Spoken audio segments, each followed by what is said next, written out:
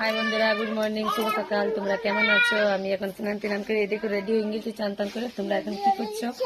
আর ready হয়ে আমরা যাচ্ছি এখন ডিসার ঘর পূজা করতে। তারপর তোমাদেরকে দেখাবো মন্দির। তো বন্ধুরা, এই দেখো এখন আমরা চলে এসেছি মন্দির। এখন পুজো করতে ঢুকবো, প্রসাদ নিয়ে নিয়েছি। এবার ঢুকবো পুজো করতে মন্দির। চলো তোমাদেরকে দেখাচ্ছি মন্দির।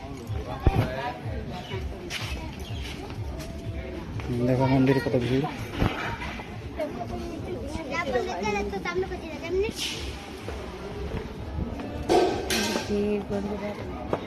জোরে জোরে বলো।